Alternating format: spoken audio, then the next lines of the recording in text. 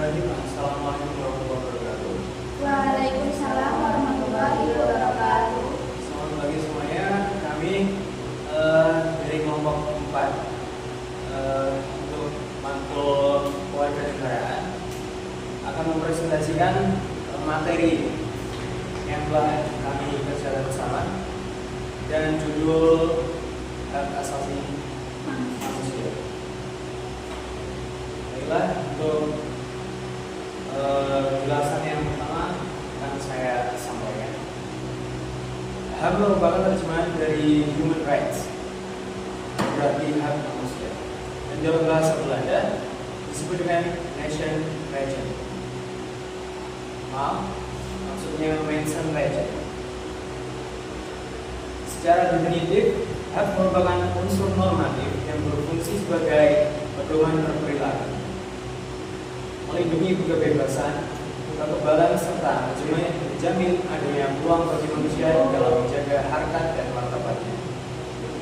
Sementara kata asasi diambil dari istilah leges fundamentals yang berarti hukum dasar, di mana dalam bahasa Belanda disebut dengan grondrechten.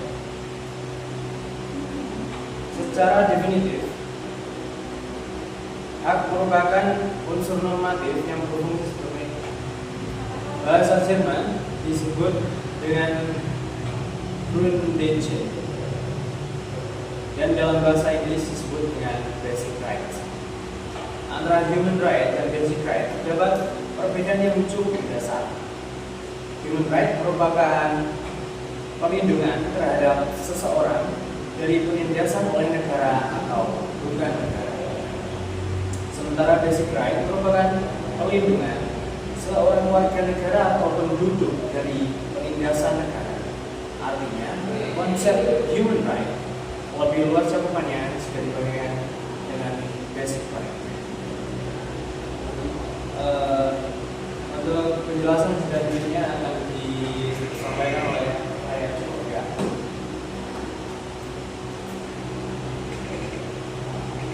Yang berikutnya adalah perkembangan pemikiran hak asasi manusia. Yang selanjutnya adalah perkembangan pemikiran hak asasi manusia.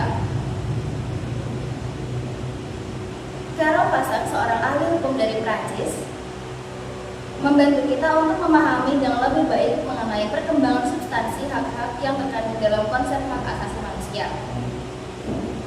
Pasek menggunakan istilah generasi untuk menunjuk pada substansi dan ruang lingkup hak-hak yang diprioritaskan dalam satu kurun waktu tertentu. Ahli hukum dari Prancis itu membuat kategori generasi berdasarkan slogan revolusi Prancis yang terkenal, yaitu kebebasan, persamaan, dan persaudaraan. Menurut Pasek, masing-masing dari kata dari slogan itu memiliki sedikit banyak mencerminkan perkembangan dari kategori-kategori atau generasi-generasi hak yang berbeda. Tetapi model Pasek tentu saja tidak dimaksudkan sebagai representasi dari kehidupan yang real. Model ini tak lebih dari sekedar contoh atau ekspresi dari suatu perkembangan yang sangat rumit.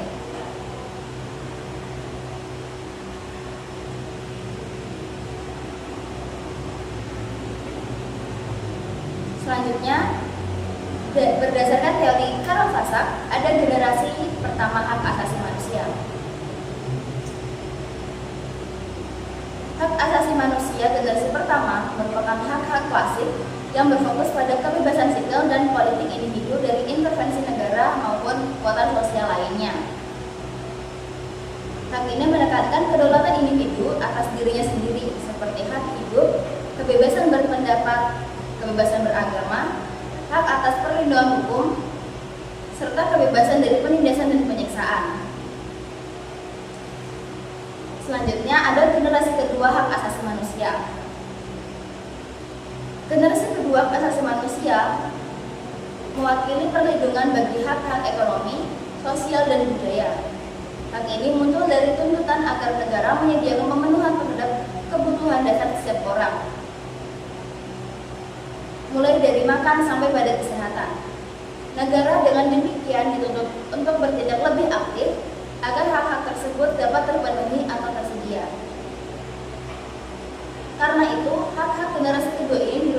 dalam bahasa yang positif, bukan dalam bahasa yang negatif.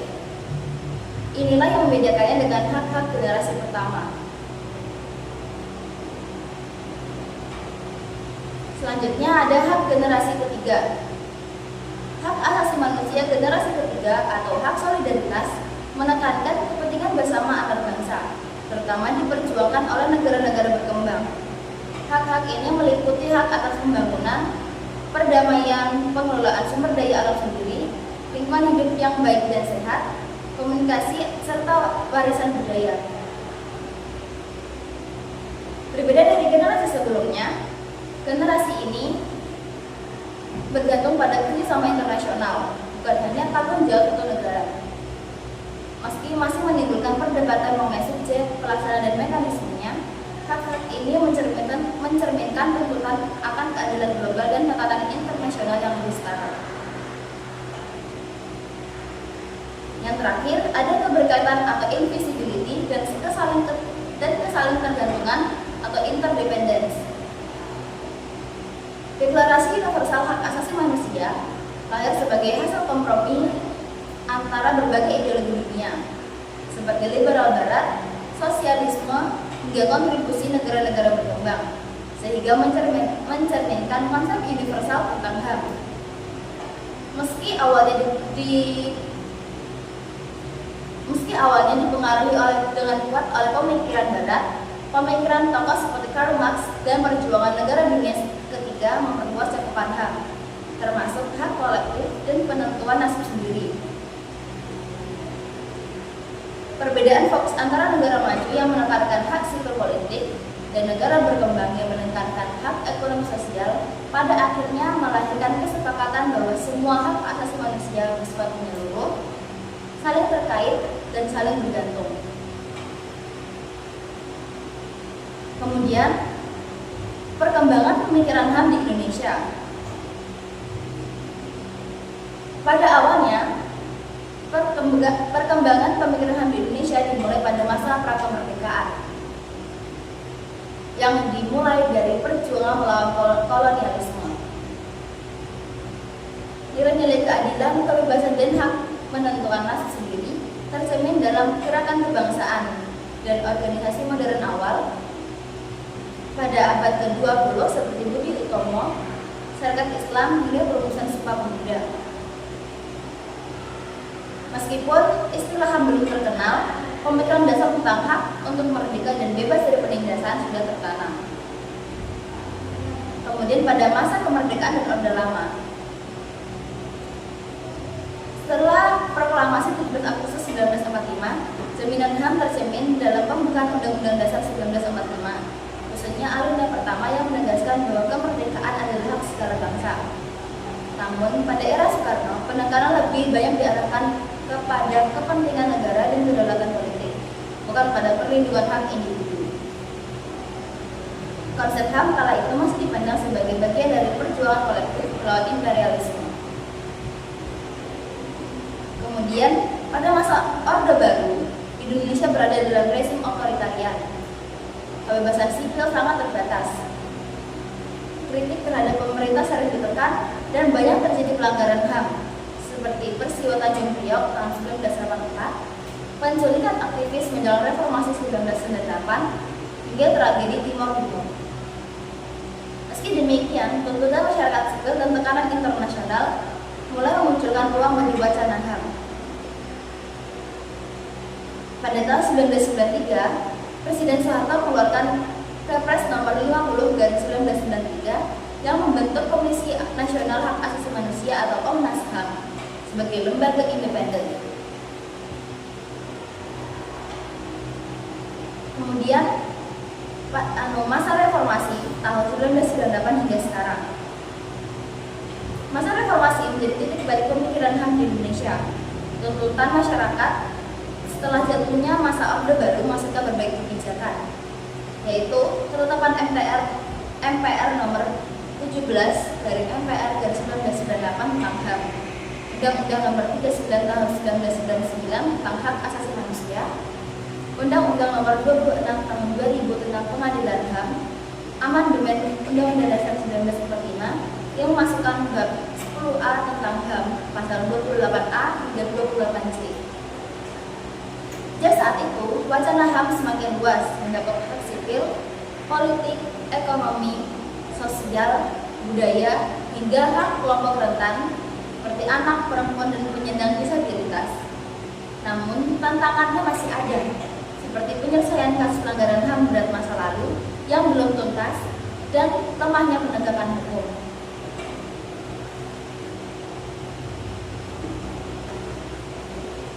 Selanjutnya ada lembaga penegak HAM di Indonesia. Ada beberapa lembaga penegak HAM di Indonesia, yaitu yang pertama adalah Komnas HAM, Komisi Nasional Hak Asasi Manusia.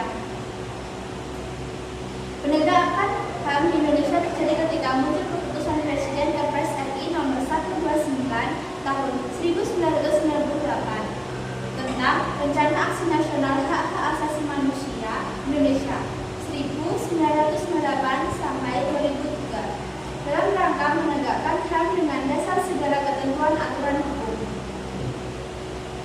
Dalam ketentuan Kepres tersebut ditegaskan 4 pilar utama pembangunan HAM di Indonesia sebagai berikut. 1. Persiapan pengesahan perangkat internasional HAM. Yang kedua adalah diseminasi dan pendidikan HAM. Yang ketiga adalah pelaksanaan HAM yang ditetapkan sebagai prioritas. Dan yang keempat adalah pelaksanaan isi atau ketentuan-ketentuan berbagai perangkat internasional HAM yang telah disahkan Indonesia. Yang kedua adalah KPAI, Komisi Perlindungan Anak Indonesia. Ruang lingkup HAM yang begitu luas menjadi dasar bagi munculnya berbagai instrumen yang memberikan perlindungan bagi segala aspek, salah satunya mengenai perlindungan anak. Peraturan mengenai perlindungan anak juga diatur dalam ketentuan Undang-Undang HAM dan secara spesifik diatur dalam Undang-Undang Nomor 23 Tahun 2002 tentang Perlindungan Anak. Dalam ketentuan undang-undang tersebut mengamanatkan dibentuknya Komisi Perlindungan Anak KPAI yang bersifat independen. Dan yang ketiga adalah Komnas Perempuan, Komisi Nasional Anti Kekerasan terhadap Perempuan. Salah satu dimensi HAM selain mengenai hak-hak yaitu Komnas Perempuan. Isu mengenai hak-hak perempuan bukanlah hal yang baru. Meskipun saat ini mengenai HAM telah memandang kesetaraan antara laki-laki dan wanita. Namun muncul adanya hak wanita dalam Undang-Undang Nomor 39 Tahun 1999 tentang HAM yang merupakan bagian dari HAM. Dan yang keempat adalah Komisi Kebenaran dan yang keempat adalah Komisi Kebenaran dan Rekonsiliasi. Salah satu mekanisme yang digunakan untuk menyelesaikan persoalan pelanggaran HAM berat yang terjadi di Indonesia diantara membentuknya Komisi Kebenaran dan Rekonsiliasi (KKR). Munculnya KKR sebagai bentuk implementasi ketetapan MPR nomor 5 MPR 2000 tentang pemantapan persatuan dan kesatuan nasional dan Undang-Undang Nomor 26 Tahun 2000 tentang pengadilan HAM. Lembaga penegak hukum HAM ini juga memiliki tujuan, diantaranya ialah A. Mengembangkan kondisi yang kondusif bagi pelaksanaan hak asasi manusia. Yang B. Meningkatkan perlindungan dan penegakan hak asasi manusia guna berkembangnya pribadi manusia Indonesia seutuhnya dan kemampuan berpartisipasi dalam berbagai bidang kehidupan.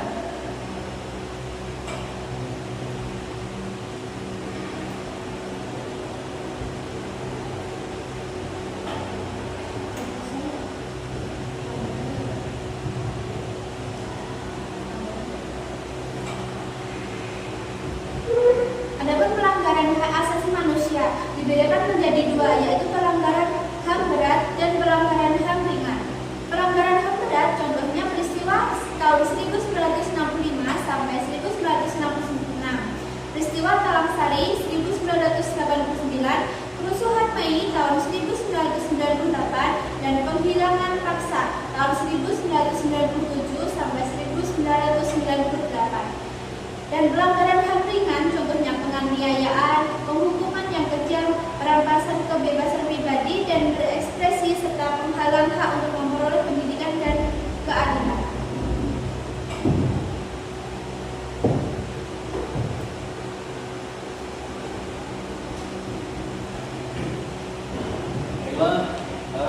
dari penjelasan kami tadi, yakni hak asasi manusia adalah hak dasar yang melekat pada setiap orang setiap manusia. Sebagai karunia Tuhan yang Maha Esa, hak ini bersifat universal, tidak bisa diganggu dan tidak bisa dipisahkan. Hal menjadi dasar penting untuk mewujudkan keadilan, kesetaraan, dan demokrasi dalam kehidupan masyarakat dan berbangsa. Negara wajib menghormati, melindungi, dan memenuhi hak. Sementara masyarakat sipil bertugas mengawasi dan berupaya memastikan hal terpenuhi. Dengan demikian, menjadi tanggung jawab bersama seluruh elemen masyarakat yang menciptakan kehidupan yang bermartabat.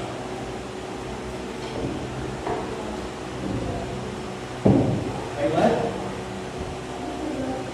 sekian presentasi dari kami. Apabila ada kurang lebihnya atau